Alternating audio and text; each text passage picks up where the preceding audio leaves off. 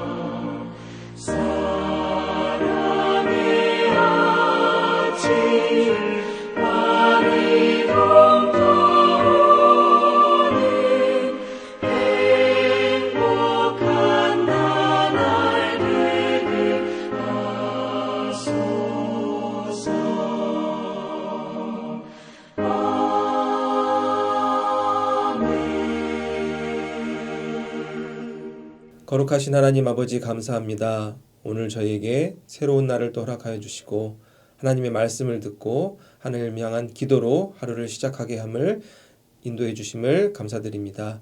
아버지, 우리가 악하고 험한 이 세상 속에서 세상의 가치에 맞서 하나님 주신 말씀을 붙들고 하루하루 날마다 승리하는 삶을 살아가게 하여 주시옵소서. 아버지, 타락한 영으로 인해 세상의 많은 사람들이 결혼에 대한 정의가 무너지고 있는 타락한 현실 속에 우리가 살고 있습니다. 하나님 아버지께서 우리에게 긍휼을 베풀어 주셔서 많은 사람들이 하나님이 원하시는 삶의 모습이 무엇인지 깨닫게 하여 주시옵시고 하나님이 원하시는 가정을 이루어 우리 삶을 통해 하나님의 뜻이 이루어지는 귀한 하루하루의 삶을 살아갈 수 있는 우리 모두가 되게 하여 주시옵소서. 이 시간 하나님의 말씀을 듣습니다. 말씀을 들을 때 우리 마음 문 열어주셔서 살아계신 하나님의 음성을 듣게 하여 주시옵시고 상한 심령이 회복되고 하나님 주신 평안과 소망을 경험하는 은혜의 시간이 되게 하여 주시옵소서. 모든 것에 감사드리며 살아계신 주 예수 그리스도의 이름으로 기도하옵나이다. 아멘. 오늘 우리에게 주시는 하나님의 말씀은 신약성경 마태복음 19장 1절에서 12절까지의 말씀입니다.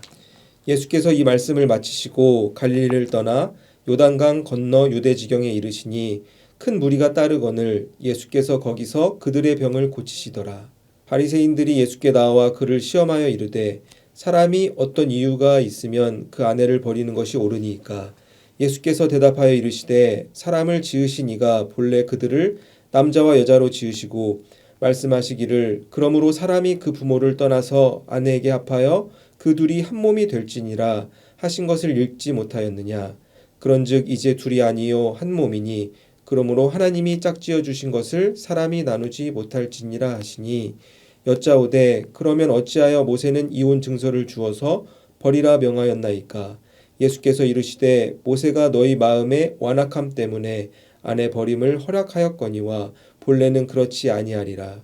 내가 너희에게 말하노니 누구든지 음행한 이유 외에 아내를 버리고 다른 데 장가드는 자는 간음함이니라. 제자들이 이르되 만일 사람이 아내에게 이같이 할진대 장가들지 않는 것이 좋겠나이다. 예수께서 이르시되 사람마다 이 말을 받지 못하고 오직 타고난 자라야 할지니라.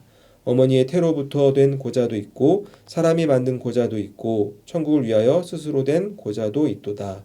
이 말을 받을 만한 자는 받을지어다. 아멘. 마태복음 19장 말씀을 보시면은 예수님께서 유대 지역에 도착하셔가지고 많은 무리들을 병을 고쳐주시는 장면이 시작되고 있습니다. 그런데 그 큰 무리들 중에서 또 다른 목적을 가지고 온 이들이 있었습니다. 그들은 바리새인들이었습니다. 바리새인들이 예수님께 나왔는데 어떠한 마음으로 바리새인들이 예수님께 나왔는지 우리가 다시 한번 3절 말씀을 함께 읽어보시겠습니다.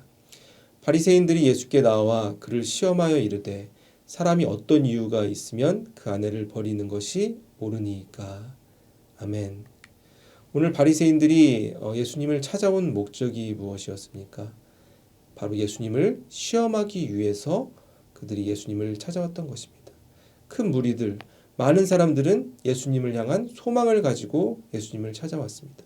하나님의 말씀을 깨닫기 위해서, 천국 복음을 듣기 위해서, 아니면 그들이 가지고 있는 질병을 치유하기 위한 그런 기대와 또 믿음과 소망을 가지고 예수님께 나왔지만 바리새인들은 그러지 아니하고 예수님을 향한 의심과 또 예수님을 시험하기 위해서 예수님께 찾아왔다는 것을 성경은 기록하고 있는 것입니다.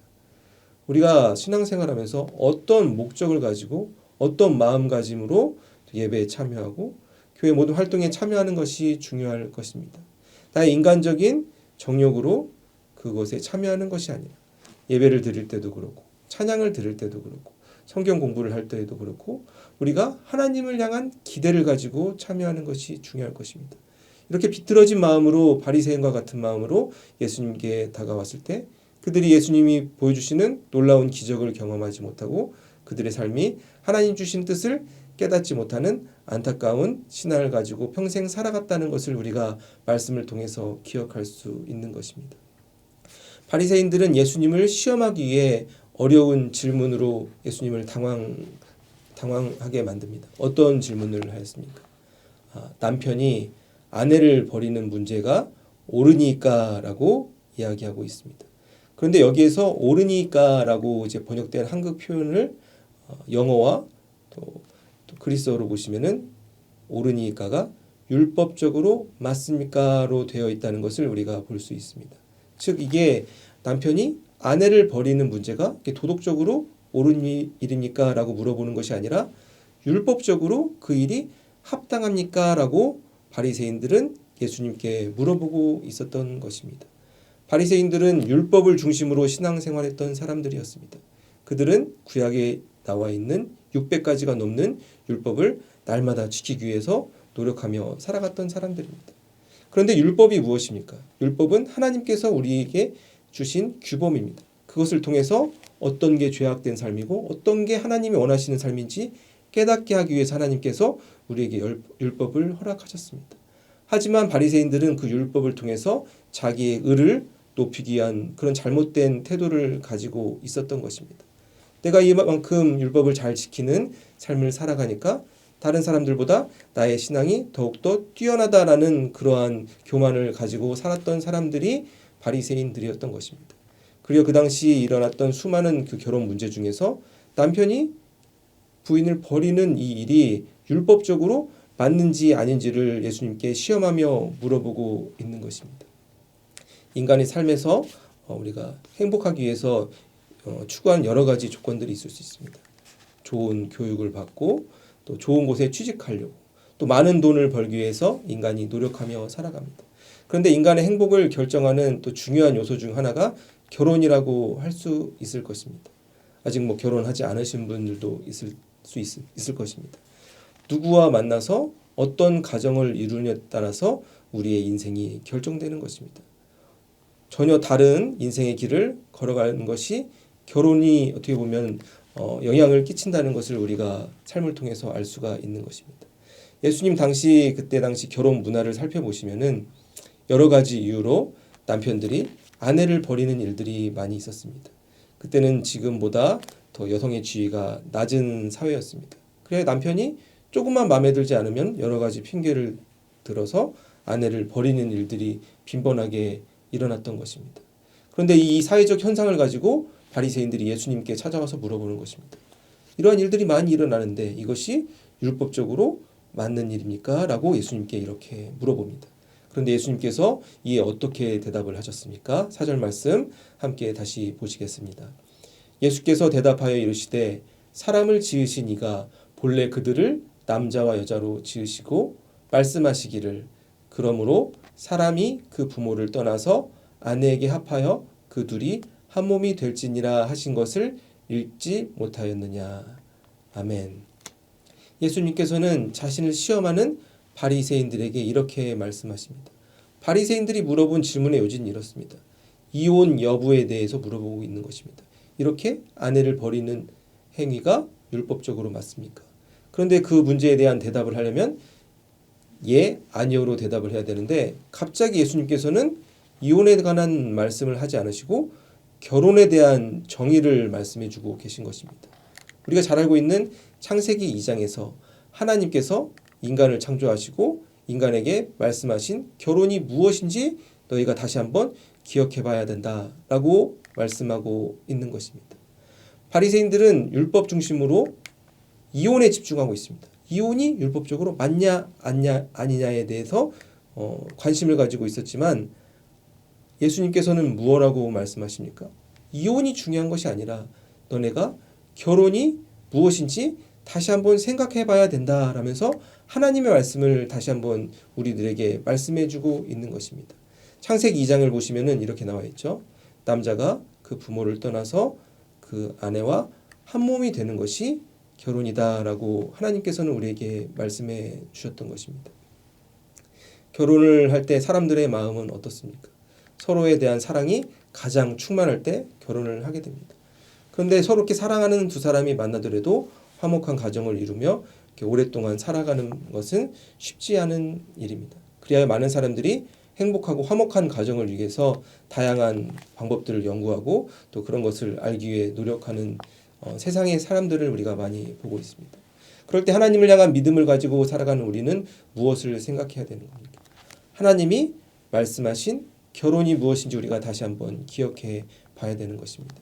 크리스찬이 소망해야 되는 결혼이 무엇인지 말씀을 통해서 다시 한번 기억해야 되는 것입니다. 결혼을 무엇라고 말씀하셨습니까? 남자와 여자가 한 몸이 되는 것이라고 말씀하셨습니다. 그런데 서로 다른 이렇게 두 사람이 어떻게 하나가 될 수 있을까요? 한국을 보시면은 최근 한 15년 동안 가장 많이 나오는 이혼 사유 중에서 1위가 성격 차이라고 합니다. 성격이 다른 걸로 인해서 이혼을 한다고 이제 법원에서 발표한 적이 있습니다. 그런데 저는 그 이혼 사유를 보면서 좀 이해가 안 됐던 게 저도 자식들을 보니까 한 부모 아래에서 나온 자식들도 다 다른 성격을 가지고 있는 것을 제가 본 적이 있습니다.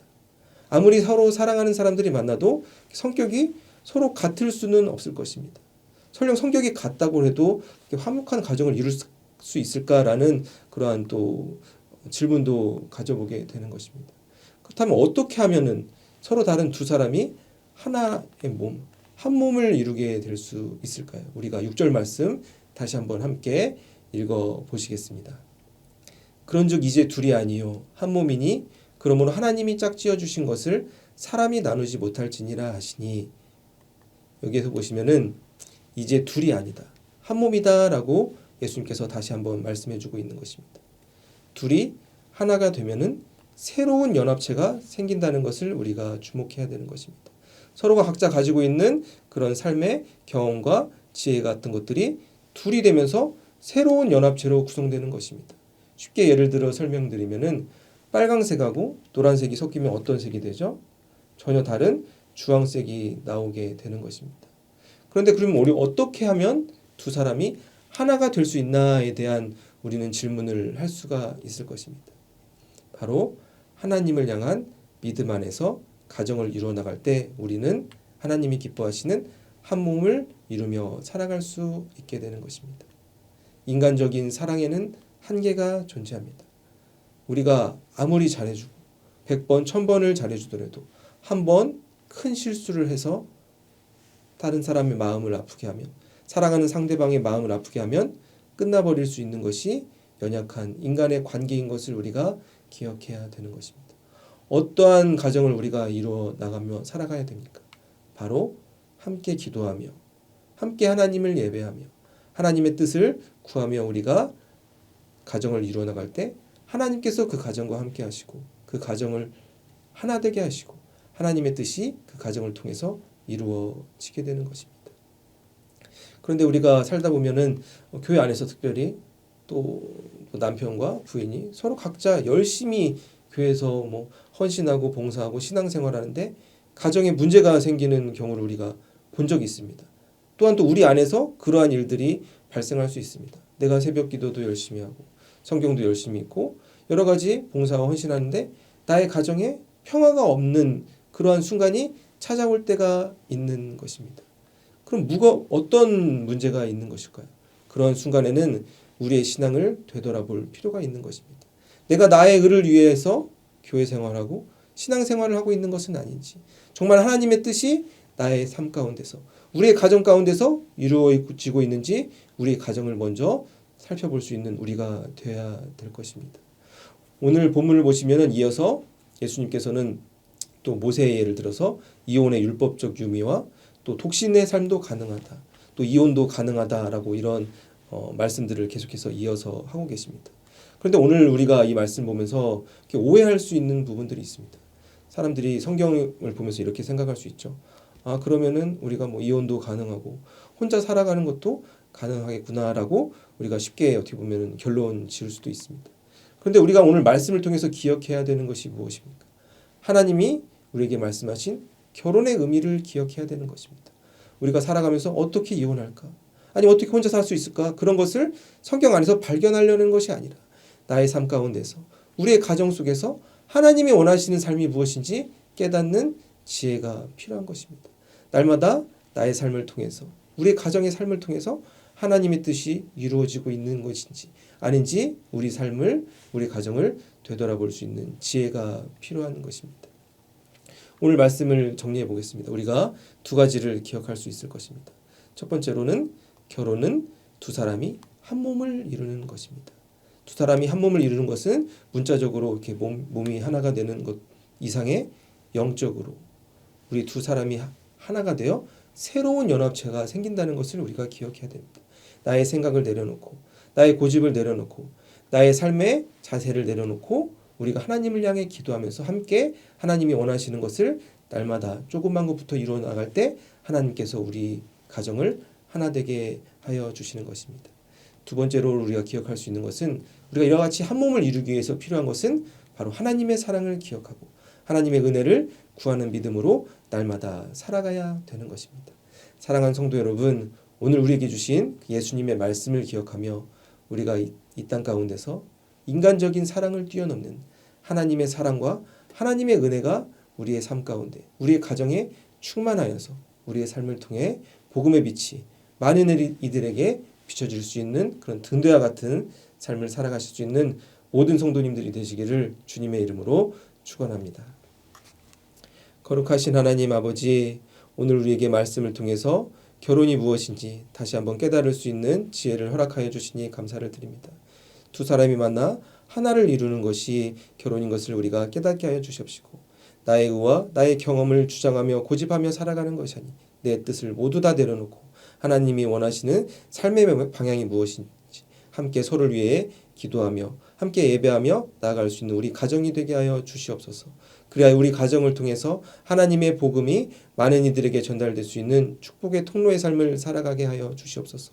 우리가 세상에 집중하고 환경에 집중하는 것이 아니라 날마다 나에게 주시는 하나님의 음성을 기억하고 그 음성에 순종하는 삶을 살아 우리를 통해 성령의 열매가 충만히 맺어지는 그러한 삶을 오늘 하루의 삶 동안에도 이루어지게 하여 주시옵소서.